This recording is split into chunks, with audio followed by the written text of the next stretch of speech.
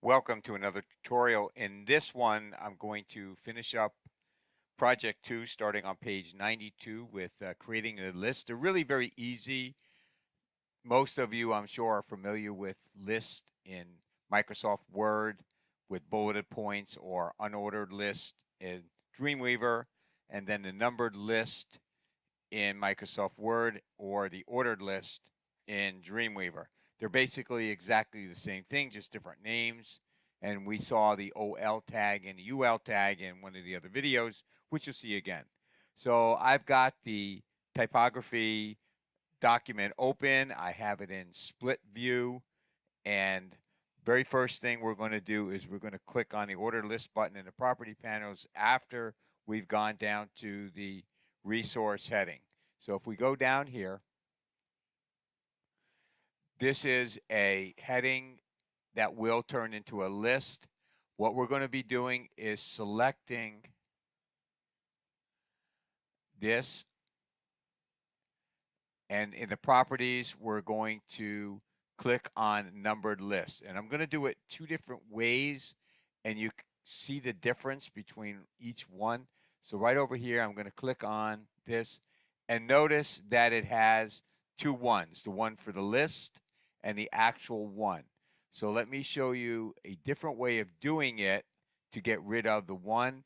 If I click on the P here, and then I click on the numbered list, it does it for me automatically. So you can always delete it. To me, I would rather do it this way. It's still here, so we'll delete it. Remember, just do it the way you feel most comfortable. And we've just deleted that there. That's the number one. Obviously, you don't want to have two number ones. You have the number one that gets filled up. Now, notice in code view, you see these spaces here. This is one of the advantages of having code view open. So let's start deleting these things. And we deleted the T, and now we put it back. That's just cosmetic. If you would have done the source formatting, that would have gotten rid of it. Again, seeing things in code view sometimes makes it much, much easier for you to understand what's going on and to fix things. So I've just clicked on number 2 as the ordered list button in here. Could have just as easily done through the insert. Number 3 tells us to delete it. And 4 says click at the end of the text in the number list and press the enter key. Make sure you press the enter key in design view. That will add the next number point. If you do it in code view, then it'll just hit a next line and won't do anything for you. So we click that, and it does tell you to do that. When you press the return, enter key at the list item, it gives you another one. You make sure you do it in design pane. It does tell you that. You can read that on your own. So number 5 on page 93 says to type HTML entities and other resources at w3schools.com. W3 Schools is an excellent, excellent source for all kinds of information. I have a couple links on there. I strongly suggest that you look at W3 Schools and you can just enjoy yourself all night long. If that's what you want to do, go right ahead and do it. All right, in the first line of USL square, we need to get rid of them. So we're going to, obviously you don't want to have that. And we want to delete that. That's in number 7. Number 6 tells us to, in the first line, select the UL, the square brackets, cut into clipboard, edit, so on and so forth. So let's do that.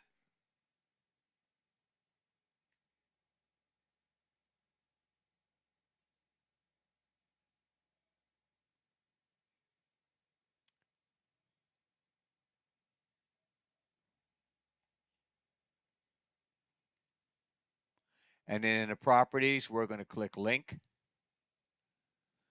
We're going to paste it. The book does not tell you to do that, but make sure you click target and blank. Okay, that did not work, so let's do it again. Let's paste it. Hit the enter key. And now I want you to think. I'm going to hold off for maybe 15 seconds. I want you to think why that did not work. 10 seconds, 5 seconds. And the answer is very simple. Nothing was selected. So I did it twice, got the same results. So let's now select List Magazine, click in here, and hit the enter key. Now it works. Notice what it did for you. So there's an example of what you can do and how to fix it. That takes care of that. That was number 8. Let's get rid of the square brackets. And yes, I know sometimes I jump ahead.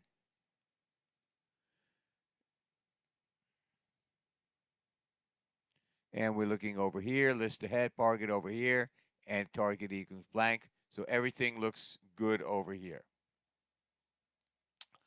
Okay, number 9, we need to place the insertion point in a link in the second line, make W3 schools a link. So what we're going to do is we're going to select W3 schools. And I'm going to cheat a little. And I'm going to click on Control C. Then in a link, I'm going to type in http://www. And then I'm going to paste it. Now, I'm going to make this a little w. It shouldn't really matter, but I'm going to do it anyway. And in that particular case, I want blank. And yes, I know I told you that you need to make sure everything is lowercase. However, most web browsers will do that. All right, so I'm looking over here, and we have a huge space over here. So we can fix that by hitting the delete key and the space key. And the reason why we have that there, again, here's another example. You're not going crazy. It's because there's not enough space over here to do it. So let's go into code view, and you can see it's there. Go back into split view, and you have the space. So moving on, that was number 10. And of course, we're going to save. Remember my famous expression, save early and often. Now we're going to create an unordered list of navigation links. Navigation links are 99% of the time are going to be in list form. So once I've got here, I'm going to hit the enter key. And notice that it puts the 3. If I hit the enter key again, Dreamweaver knows, okay, we want to end that. So now we'll go back to a regular list. So it tells us in number 2, hit the enter key twice. And I'm going to read this to you. If you press the enter key again before typing anything else, Dreamweaver recognizes that you want to escape from the ordered list, deletes the last empty list item, and moves the insertion point to an empty paragraph below the unordered. So now you have got that over here. So now we're not going to type first, but we're going to click on the unordered list. It moves it in or indents it, puts in a little bullet, and then it wants us to type home, store, and so on. So home, enter, store, enter, tools, enter, downloads, enter, about, enter, and contact. And then it tells us to hit the enter after each one, but not after the final list item. Number 5 tells us to highlight the word home, and we're going to create a dummy hyperlink. If you take a look at the number sign in number 5, that's just a way to create a hyperlink that does absolutely nothing.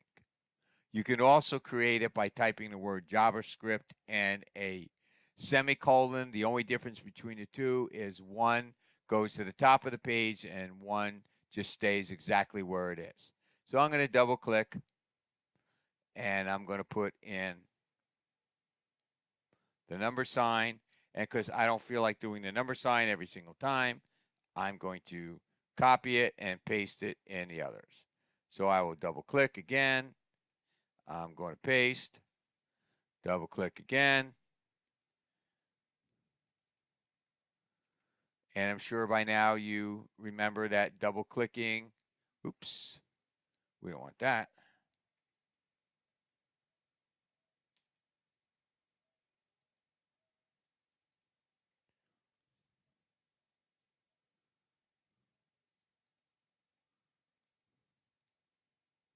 And then I'm going to do what I did before with contact. So let me get down here. And I'm just going to click in contact, but not select it.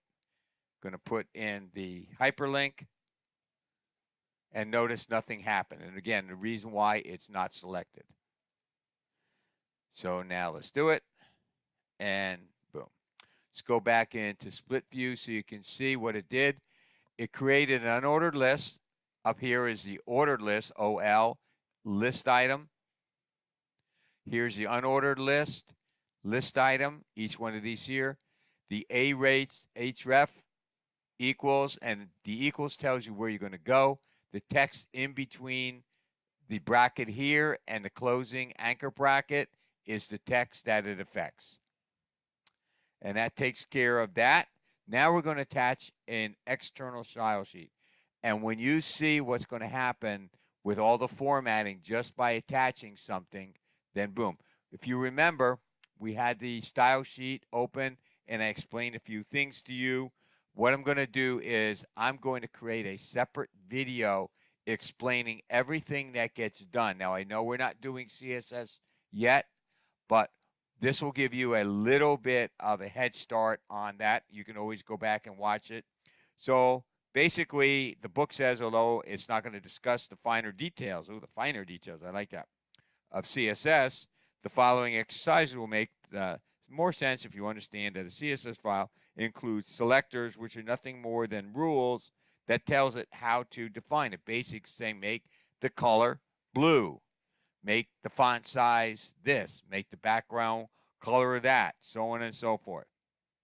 And then it also gives you an example of HTML4. Basically, all you have was the div to format. Here in HTML5, we now have header, we have nav, we have footer, and before you had to use a ID. Now you no longer have to do that because you have header, nav, section, footer, aside, and a whole bunch of other stuff. So we're going to open up. It's going to tell us to click the level 1 heading. I don't know why it doesn't say H1, but I didn't write the book, so I don't have anything that I can say. So in here, we're going to click in it. I've just done that. That's page 95. And we're going to click the H1 tag. And what that will do for you, that will actually select it for you. So let's go down here, click on the H1 tag, and you can see it's selected it. What we're going to do is an easy way to wrap a tag around it. Like we did the block quote before, we created a block quote. Now we're going to create something different. We're going to put this in the header. Now, normally, this would not be the header. Usually you have a graphic and something on the top of the page, but basically the concept's exactly the same. So now we have it over here, and we're going to click on Insert, and all you have to do is find Header. Then it's going to ask us, do we want to wrap around the selection? See, these are other things that you can do. We want to wrap around it. We're not going to put a class in it, and we're not going to create an ID. Click on OK, and look what happens. It puts header here, and then at the end. In other words, it wrapped around it. So then we're going to click in it, and we're going to deselect it. And you can read what it tells you over here. That's fine. Now, I clicked in it mainly because the book tells us to, but the reason why the book tells us to is that you can see this little border around here tells you where the start of the tag and where the end of the tag is. So that makes it really very, very simple. You don't see that in code view, but you do see it in design view. That will be very, very helpful later on. So now in design view, we're going to place the insertion point anywhere in the last paragraph and click the P tag. So we're going to go all the way down to the last paragraph, which is this. Click the P tag. And as you guessed it, it's going to ask us to insert a footer. So we're going to just go to insert, and we're going to go to footer, which is somewhere. There it is. We're going to wrap around, and we're going to click on that. Okay, notice it wrapped the footer around it. It didn't replace the P tag. It just wrapped around it. So now that it wants us in number 8, it wants us to place the insertion point anywhere inside the unordered list and click the UL tag. Well, this is the unordered list. So I'm going to click here, and we're going to click the UL tag down here, and that selects it. And then we're going to put a navigation. Now, it says navigation on the insert, but it's actually going to put a nav tag. So let's go up here, click on insert, and find navigation. And notice it will put in a nav in there. That takes care of that. So that was number 9.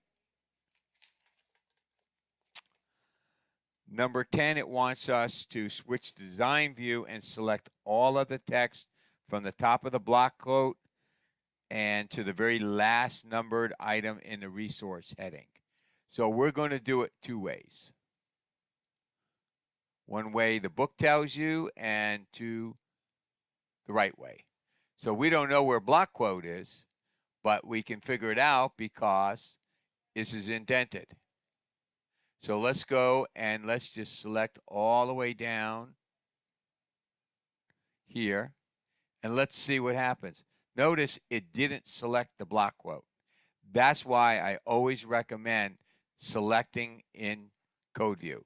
So let's click here.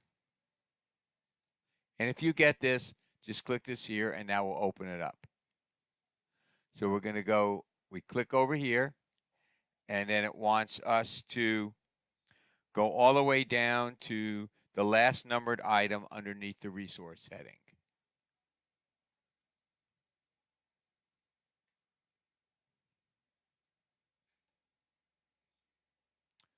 Which is, should be right here.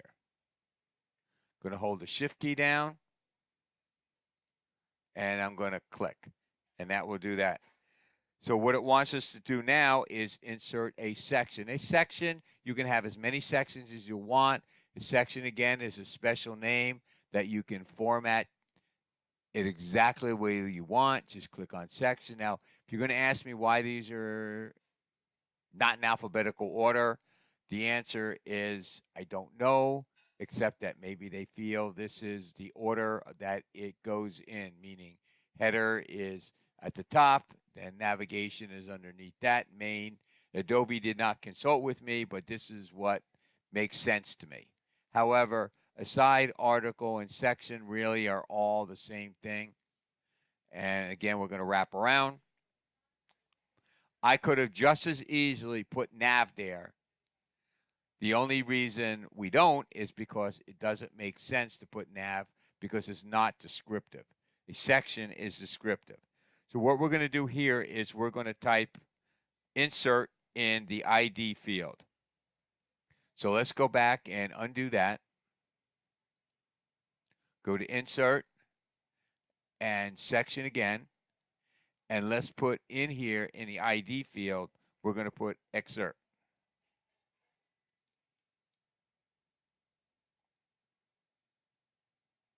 Click on OK. Boom. So it gives you a section ID excerpt. If you forgot to do that, you can put it through right over here, section ID and properties. So you can always fix anything that you want. And we're going to save the file right now. And the last is attaching a CSS file. Really very, very easy. There's more than one way to do it, but you need to open up the CSS designer, and you have nothing that says add, but we have a plus. When you hold your mouse over here, it clicks add CSS source. Then all we need to do is we either going to create a new file, we're going to attach an existing file, or we're going to define in the page. We're going to attach an existing file because it's already existing. So we click on attach existing file. Then we're going to bring, now don't worry about link and import, just always choose link. And we'll click on styles. And as soon as I click on OK twice, what do you see what happens? Okay, get ready. Let's move this over here. In fact, let's move it over here. Let's click on OK. And boom, let's go into design view. And look at all this stuff all that formatting was done for you automatically. If you turn the page on page 100, you have that. We're going to save it over here. And the last thing we're going to do is we're going to export our site. So let's click on Site, Manage Sites, and we're going to click on Export, but gee, there's no export. So we click on this. Oh, there's Export. And we're going to call it ATC. Now, we're in the Kinetic folder because the last time we exported it, we remembered where it is. We need to go to the ATC, which is actually the chapter, and we'll export it here. And that's all there is for this tutorial. Hope that you all learned a lot from it. I will be making a tutorial for you specifically on the style CSS so you can see all the stuff that's here and notice the nav, the width, and so on and so forth. Background color, FFF is white, and it's created everything, put it in uppercase. Notice that texture trim. So this means uppercase. We'll skip all this stuff over here. The border top is this. Border bottom is that. It defines the size, whether or not it's solid, dashed, and it gives us the color. Text align is center. And we'll explain padding and all these things over there. Position absolute, that's a little bit more challenging. Don't worry about it. And float left means just keep everything going in a line. Don't go to the next line. And then you can see the navigations there. And let's find excerpt. Notice that it says anything that has an ID, this is what this means of excerpt, format it this way. So I will explain it step by step in a later tutorial. So everybody have a wonderful night.